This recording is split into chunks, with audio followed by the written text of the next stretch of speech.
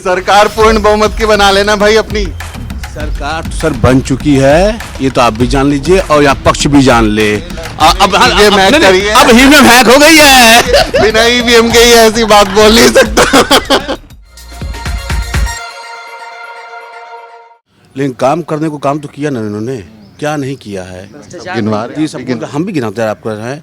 देखा जाए कि आप कहाँ से बिलोंग करते हैं? मैं आया हूँ दिल्ली से। दिल्ली से आया, कैसे आप आए हैं दिल्ली से? अपनी गाड़ी से। बाय रोड आए ना, तो आपको याद होना चाहिए इससे पहले आपने कहा पिछले साल मैं आया था दिल्ली से। मैं पिछले ही महीने इधर आया हूँ आपके यहाँ पे, अभी मैं दूसरी बार आया हूँ। इससे बहुत पहले कब आप आए थे? मैं आया था करीब 5 साल पहले। 5 साल पहले आए थे। 5 साल पहले और अब में क्या अंतर आपको दिखा? आप गोरखपुर आए थे तो 5 साल में आपने क्या दिखा आपको? मुझे कुछ बुनियादी तो ऐसा ढांचागत तो कुछ नहीं बदला दिखा। सड़क आपकी जो पूरी की पूरी है वैसी ही है, वैसे गड्ढे तब भी थे अभी भी है। हिलते डुलते आप आते हैं लखनऊ से जब इधर आते हैं, सड़क तो कोई बहुत ज्यादा अच्छी हुई नहीं है। दूसरा एम्स का है वो रोड उस समय कंस्ट्रक्टेड था, वो अभी वैसा ही है। तो मेरे को तो कुछ ऐसा बहुत मेजर तो कुछ नहीं दिखा कि भाई कुछ बहुत बड़ा सा अरे सर हम लोग बदलाव तो ऐसा देखते हैं, कभी लगता है कि 4 दिन बाद जाते हैं ना, लगता है कि बहुत कुछ चेंज हो गया। आपको पता नहीं क्या नहीं दिखा? बताओ तो सही। जैसे आप गोरखनाथ गए, कब गए हैं गोरखनाथ यार? गोरखनाथ तो बहुत टाइम नहीं सर बोले, अब आप जाइएगा देखिएगा, अब जाइए देखिएगा कि क्या बदलाव हुआ है। आप किसी भी रोड निकलिए, आप किसी भी रोड पे जाएंगे आपको दिखेगा कि एक अगले व्यक्ति ने कुछ किया है। ना स्वार्थ भाव, निस्वार्थ भाव से उन्होंने कुछ किया है अपने प्रदेश के लिए। हाँ हम कहेंगे यदि वो प्रधानमंत्री बनते हैं, प्रधानमंत्री हाँ बनते हैं, ये अभी मुख्यमंत्री का चुनाव हो रहा है। अरे सर वो जीत चुके हैं, सीट आ चुकी है। ये सारे के सारे कैसे आप लोग दावा कर रहे हैं? मतलब बिना वोटिंग हुए, बिना नतीजा है। भाई साहब बार बार विपक्ष वाले कह रहे हैं कि आप लोगों ने ना ईवीएम हैक कर रखी है। अरे सर वो तो हमेशा कहते रहेंगे भाई, उनको सत्ता में आने के लिए अपना परिवार को छोड़ना पड़ेगा। नतीजा है कैसे बोले? सर नतीजा हम लोग देख रहे हैं ना कि चुनाव इस बार एक पक्ष का ही है, ओनली फॉर योगी आदित्यनाथ। आपके योगी आदित्यनाथ को पीछे पश्चिम से बहुत सारी सीटें मिली थी, आपके पूर्वांचल से भी मिली थी। पूर्वांचल के जो नेता थे वो चले गए समाजवादी पार्टी के साथ में, है ना। और जाट किसान आंदोलन की वजह से पश्चिम में भी मैं घूमा, खूब भयंकर भर भर के नाराजगी है। नुकसान नहीं होगा? टिकैत जी जब हाथ जोड़ चुके हों तो बात ही अलग हो। कब जोड़े से? अरे क्यों नहीं, तो बोले कि योगी को हराओ। प्रेस कॉन्फ्रेंस के गोरखपुर में आके नहीं, प्रेस लखनऊ में, गोरखपुर में, लखनऊ में जब लखनऊ में लमसम 2-3 दिन पहले ही उन्होंने सपोर्ट किया भाजपा को। कहाँ किया? हमने तो नहीं सुना सर। हम लोगों ने देखा टीवी पे, तब बोलना है ना भाई साहब। टीवी की सारी बात नहीं मानते। लगता है कि सर विरोध भी नहीं। प्रेस कॉन्फ्रेंस करके टिकैत उनके संयुक्त किसान मोर्चा ने बोला बीजेपी को हराओ, क्योंकि बीजेपी ने कानून लाए थे, किसानों का नुकसान किया। उन्होंने तो ऐलान कर दिया। भाई साहब आप भरोसे में ना रह जाएं, भरोसे में ना रह जाएं। किसानों का नुकसान हुआ क्या है, हम तो ही जानना चाहते हैं किसानों का नुकसान क्या हुआ है आखिर। आप उसके गुणा भाग में जाओगे तो अलग बात है, लेकिन 750 किसान मरे हैं। कई लोगों को मरी डेड बॉडी मैंने देखी है, गाजीपुर सिंगू बॉर्डर, टिकरी बॉर्डर पे मैं देख के आया हूँ, मरे हैं किसी। अच्छा ये बताइए, जब हमारे यहाँ 26/11 का हमला हुआ था, 26/11 का हमला हुआ था, नहीं मेरी बात पूरी होने दीजिए, पूरी बात पूरी नहीं, बात पूरी नहीं। आपने पूछा, मैं बता रहा हूँ। मुंबई हमला हुआ था 26/11 का, करीब 260 लोग मारे गए थे। पूरी दुनिया में मुंबई हमले का, अरे भाई साहब आ गए आप, क्या हाल है, क्या हाल है? तो पूरी दुनिया में याद करते हैं कि मुंबई हमला हुआ था, इतने लोग मारे गए। पूरी दुनिया में आतंकी हमला मानते हैं उसको, याद करते हैं नंबर, उससे ज्यादा नंबर है। नहीं, ये तो आपने गलत एक बात कह दी। आपने तो एक आतंकवाद हमले को जोड़ दिया। मैं कह रहा हूँ, मैं नंबर बता रहा हूँ भाई साहब। मैं इंटरफेयर ही कर रहा हूँ। आइए जैसे आपने कहा 260 मरे हैं बम्बई हमले में, ये कह रहे हैं कि किसानों का नुकसान क्या हुआ। मैं कह रहा हूँ कि भाई आतंकी हमले में मरे तो याद करते हो, तो अभी भी तो मरे ना लोग। आतंकी हमले में 260 का डाटा है आपके पास, पब्लिश भी हुआ है। क्या 750 किसानों का पब्लिश हुआ? मुझे हाँ जी हुआ है। किसान मोर्चा ने ना बाकायदा लिस्ट जारी करी और नाम, एड्रेस, फोटो के साथ में लिस्ट बना के जारी की। तो मैं कुछ बता नहीं पाऊंगा फिर। बताना तो पड़ेगा। नहीं मैं इसके बारे में नॉलेज नहीं है। किसान पे नहीं बोलेंगे, योगी जी पे बोलेंगे। नहीं, किसान पे बोलने की बात नहीं है। 750 किसान मरे उसके बारे में नहीं कह सकता हूँ, लेकिन किसान का अब तक नुकसान कहाँ हुआ, पहले की सरकार ने कितना मेरा फायदा उनसे सवाल था कि किसान आंदोलन की वजह से पश्चिम में मैं घूम के आया हूँ, मैं इसलिए बता रहा हूँ आपसे ना, मैं आपसे पिछली बार भी मिला था, घूम रहा हूँ, मैं सब लोगों से बात कर रहा हूँ।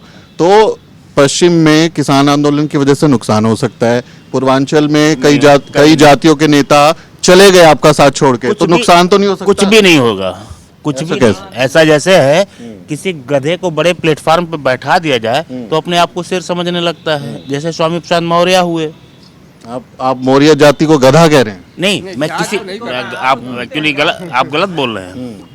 मौर्य साहब आपकी कैबिनेट में थे, तो उनको कैसे बोल रहे हैं अरे आप? मेरी बात आप तो सुनो, मौर्य साहब को इन्होंने लाया, मौर्य साहब को लगा कि मैं बहुत कुछ कर सकता हूँ। तो अगर व्यक्ति के अंदर इतनी स्टेमिना है, इतनी एफिशिएंसी है, इतनी नॉलेज है, तो सपा में गए हैं, जाके प्रूफ कर देंगे।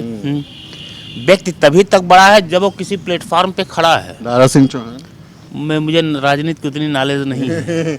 देखिए, झटका तो लगा है, इस बात को आप लोग अगर नहीं मानेंगे तो नुकसान हो जाएगा। देखिए, झटका लगा है, आपके कहने से पहले मैं कह रहा हूँ कि झटका लगा है। नहीं नहीं नहीं, जैसे 300 की बातें कर रहे हैं। आरपीएन सिंह तो कांग्रेस से आप ले आए, मैं आपके मैं आपके कुनबे की बात कर रहा हूँ, मैं आपके क्या मैं ही खत्म हो जाऊं। मैं आपको आपके कुनबे की बात कर रहा हूँ भाई साहब, कुनबा टूट गया। कुछ नहीं टूटा सर, कुनबा कहाँ कुनबा टूटा सर? स्वामी प्रसाद मौर्य गए, ओम प्रकाश, वो कहाँ से आए थे जो गए सर? वो आए थे ही कहाँ से? आपकी सरकार बनाई थी ना भाई 2017 में, आपकी सरकार बनाई। सर देखिए, बात समझिएगा, आरपीएन सिंह के आने, देखिए रही बात स्वामी प्रसाद मौर्य जी की ना, मुझको लगता है सभासदी की चुनाव भी शायद जीते होंगे कि नहीं होंगे, आई डोंट नो, मुझको लगता। क्यों सर? 2017 में देखिए भाई साहब से मैं उम्मीद करता हूं कि एकदम ईमानदार जवाब देंगे। आपके योगी मुख्यमंत्री के दावेदार भी नहीं थे, चेहरा भी नहीं था, और स्वामी प्रसाद मौर्य, दारा सिंह चौहान, केशव प्रसाद मौर्य, ओम प्रकाश राजभर, इन लोगों ने पूर्वांचल में काम किया, आपको सीटें दिलाई। अब आप उनके बारे में ऐसा बोल रहे हैं। अब योगी तो थे भी नहीं किया सर, काम नहीं किया उन्होंने। 5 साल क्यों रखा? सर आपको लगता है कि स्वामी प्रसाद मौर्य ने काम किया है, तो आपकी गलतफहमी है सर। मेरे को क्यों लग रहा है, मैं तो कह रहा हूं कि भाई 5 साल अभी तो गए, वो पिछले महीने 5 साल काहे थे आपके साथ में, काम नहीं किया था तो हटा देते। सर अंतिक क्या है, जैसे कि कहा जाए राजनीतिक सर ऐसा एक जॉब है ना, जिसको जहां मिलेगा ना वो वहां ट्रांसफर हो जाएगा, वही सेट जाता है कुछ दिन के लिए। लेकिन जब जब जब उसका बॉस देखता है कि ये सेट लायक नहीं है, अब इसको हटाना यहाँ से है, तो वही होता है सर, आदमी अपना से हट जाता है। ये वो वाली है ना, वो शहनाज गिल जो है लड़की, वो बिग बॉस में कहती थी कि तुम्हारा कुत्ता कुत्ता, मेरा कुत्ता टॉमी है, मतलब वो आपके साथ में था तो सब था, आपके साथ में तो सब कुछ सही था। बहुत सर मैं देखता नहीं हूँ बेसिकली, और ना तो राजनीति करना मुझे लगाव है, बट मैं एज ए बिजनेसमैन हूँ और मैं जानता हूँ जो गलत है, जो सही है। हर आदमी अपना जॉब कर रहा है स्टेट में, है चाहे मुख्यमंत्री जी हुए, चाहे अपने प्रधानमंत्री जी हुए, चाहे विपक्ष का कोई भी हुआ, सर जॉब कर रहा है। बताइए आपके हिसाब से मुख्यमंत्री किसे होना चाहिए? हाँ, मेरा तो वार्ड भी ना है यूपी का। अरे नहीं, तो मैं क्यों मैं क्यों बताऊं? अगर आप यूपी की जनता हैं। नहीं, आप एज ए क्रॉस क्वेश्चन नहीं कर सकते, आप क्रॉस क्वेश्चन नहीं कर, मेरा वोट ही नहीं है। अरे वोट नहीं है, जैसे वोट नहीं है मुझसे क्रॉस। देखिए,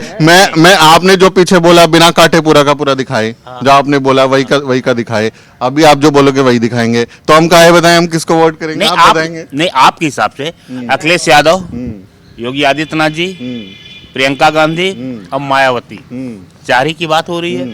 अगर चारों चेहरे में कौन ट्रस्टेड है, नॉट टेस्टेड? ये ना बताऊं मैं बिल्कुल। अरे थोड़ा सा बिल्कुल ना बताऊं।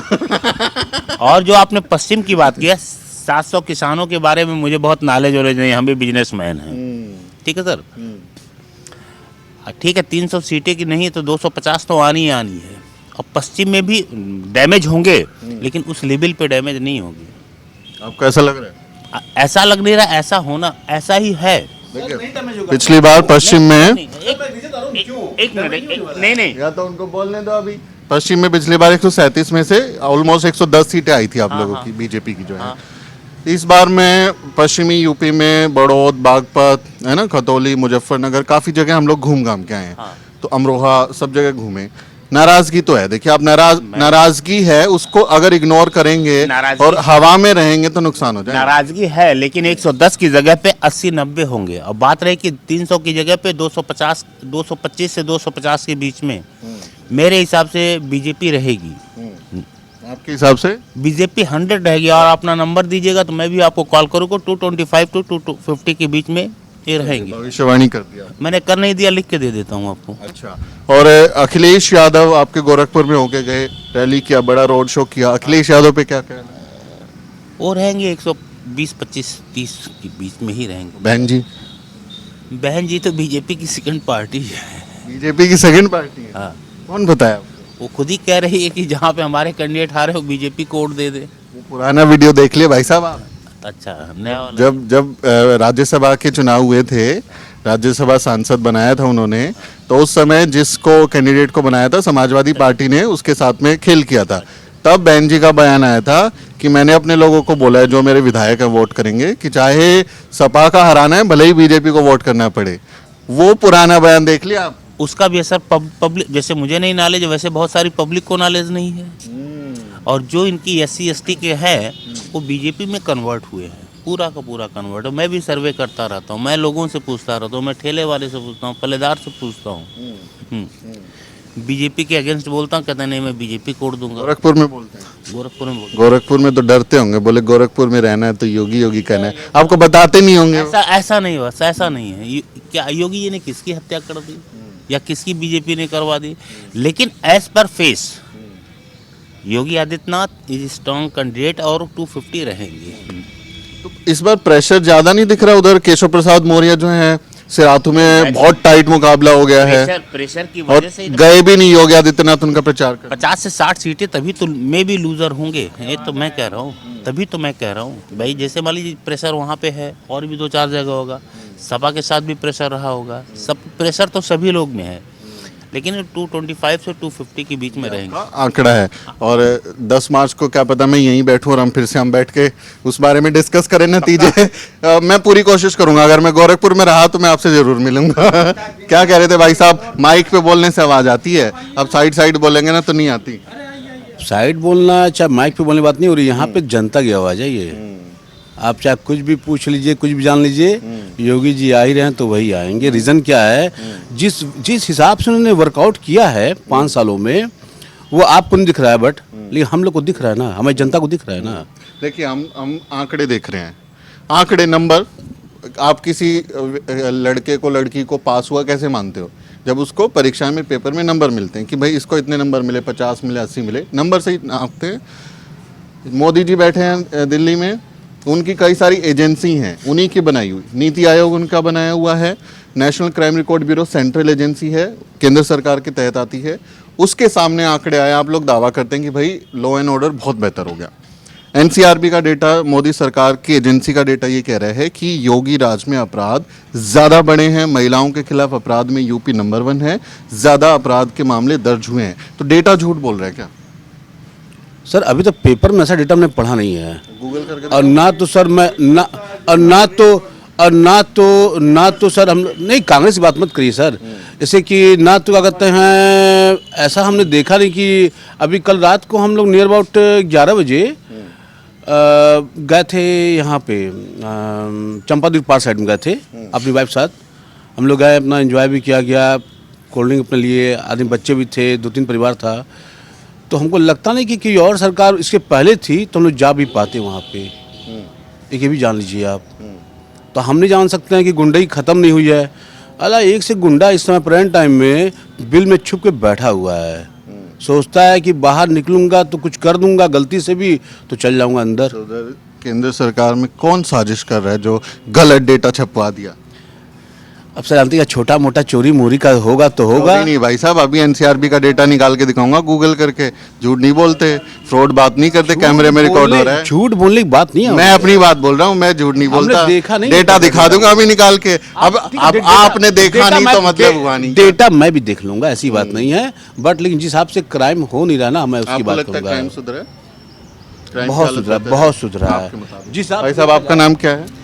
मैं राजेश श्रीवास्तव एडवोकेट हूँ। एडवोकेट साहब, ये अब कानून की बात चल रही थी, अपराध की बात चल रही थी, तो अभी आप बता दीजिए कानून के लोग जो हैं, जानकार एडवोकेट, उनकी लॉबी में क्या चल रहा है? वहाँ पे तो ये बात है कि अपराध और भ्रष्टाचार ये 2 चीज़ें ऐसी हैं जो किसी भी राज्य में हमेशा बना ही रहेगा, खाली परसेप्शन। अब माफिया या गुंडा जो है वो हमेशा सत्ता के करीब रहता है, बाकी जो नहीं पहुंच पाते हैं वो विपक्ष के गुंडे नहीं पकड़ाए जाएंगे, सत्ता पक्ष के गुंडे नहीं पकड़ाए जाएंगे। ये बात दिखाओ, ये सुन रहे हो, ये बड़ी बात करी एडवोकेट साहब ने। ये लड़का कह रहा है सब एक नंबर हो गया। नो नो नो नो, कभी भाई इसी राज्य सचिवों के तक निकाला गया, वो लोग घूस ले रहे थे।